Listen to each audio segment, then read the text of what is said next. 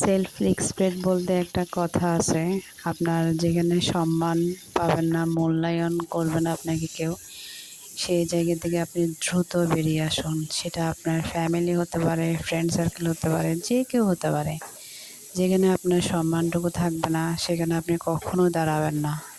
সেই জায়গা থেকে যত দ্রুত সম্ভব আপনি বেরিয়ে আসবেন।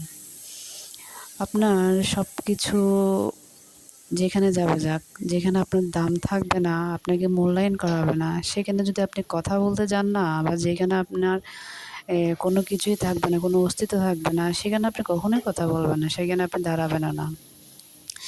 আমাদের মধ্যে কিছু মানুষ আছে যে টাকা পয়সা যেমনই থাকবে থাকুক, ঘরে ভাত থাকুক আর না থাকুক, সে নিজের সম্মানটুকু অনেক বড় চোখে দেখে। সে মনে করে যে আমার এই জায়গায় সম্মান নাই, এই জায়গায় আমি মানে মূল্যায়ন পাচ্ছি না, আমি সেই জায়গায় কখনো দাঁড়াবো না, সেই জায়গায় আমি কখনো যেতেও চাই না। এরকম আমাদের সমাজে অনেক মানুষই আছে। আর হচ্ছে কি, আমাদের থেকে যারা উপরে স্থলে মানুষ আছে তাদেরকে অনেক বেশি সম্মান করা হয়, অনেক বেশি মানে এদের জন্য এক্সট্রা করে খাতিল করা হয়, এক্সট্রা করে আপ্যায়ন করা হয়। আপনি যদি কোথাও দাওয়াতে যান, দেখবেন আপনার থেকেও তাদেরকে অনেক বেশি মানে করা হচ্ছে, এক্সট্রা করে খাতিরদারি করা হচ্ছে।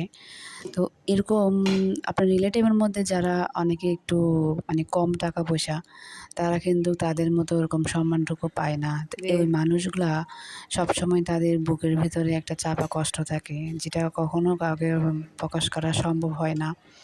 যে আমি একটা জায়গায় আসছি, এই মানুষটা এরকম মানে খাতিরদারি পাইলেও আমি পাইলাম না।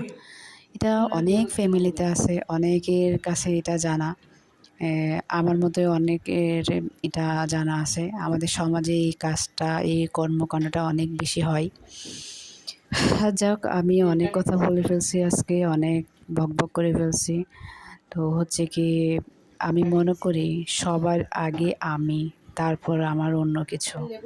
এবং আমি যেখানে আমার নিজের সম্মানটুকু পাবো না, ওখানে আমি ১ সেকেন্ডের জন্য দাঁড়াতে চাচ্ছি না, এবং ১ সেকেন্ডের জন্য আমি কথা বলতে চাচ্ছি না। আমি মানে এই ধরনের চিন্তা করি। আর হচ্ছে কি, এই ধরনের চিন্তা করাই উচিত মানুষদের। কারণ হচ্ছে কি, যারা সম্মান পায় না, যারা নিজে মূল্যায়ন করা হয় না তাদেরকে, ওরা অনেক বেশি কষ্ট পায়। অনেক বেশি। এই ধরনের কষ্ট কাউকে কখনো প্রকাশ করা হয় না। প্রকাশ করা সম্ভব হয় না আসলেই। তো হচ্ছে কি, অনেক কথা বলতে, বলতে আমার বোনের আজকে মুড়িঘণ্ট রান্না হয়ে গেল। তো সবাই ভালো থাকবেন, সুস্থ থাকবেন। আল্লাহ হাফেজ।